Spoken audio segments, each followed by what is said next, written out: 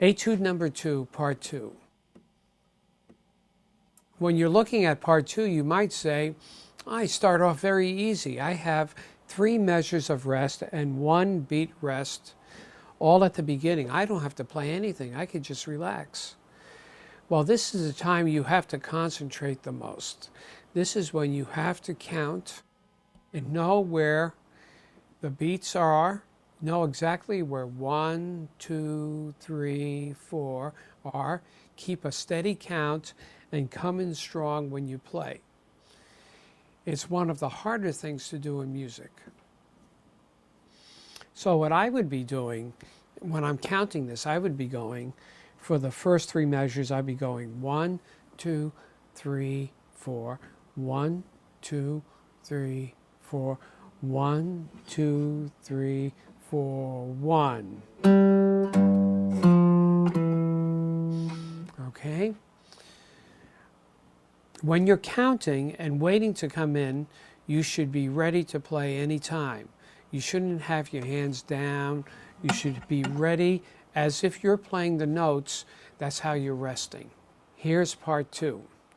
I'll be counting the tempo out loud, and then I will count to myself the first 3 measures.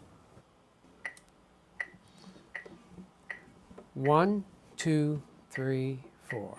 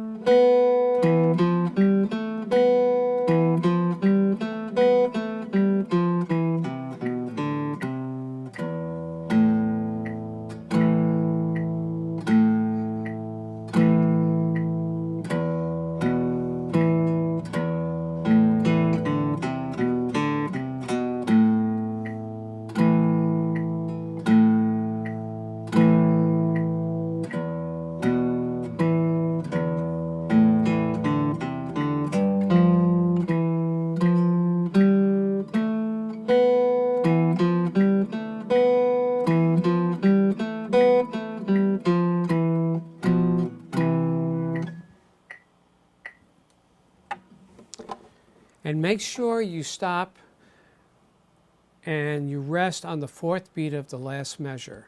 That's very important. It shouldn't be hanging over. There's a quarter rest there. So you could either release the notes with the left hand, release that pressure, or you could stop the ringing of the notes with your right hand. And what I do is I use the fatty portion over here of my hand, and I just touch it. Using the right hand is especially good when you have open strings. Or you could also stop it with your left hand. The main thing is when you stop the notes, you do not move out of position with either left hand or right hand. In the last measure of the first line, you have G, G, F. The fingering has it that you would be playing the F with your 4th finger, and then going to the 2nd finger on E in the next line. This creates a legato sound. If we went from 3 to 3, it would be from G with your 3rd finger to F with your 3rd finger. It would be not as legato. Listen to this.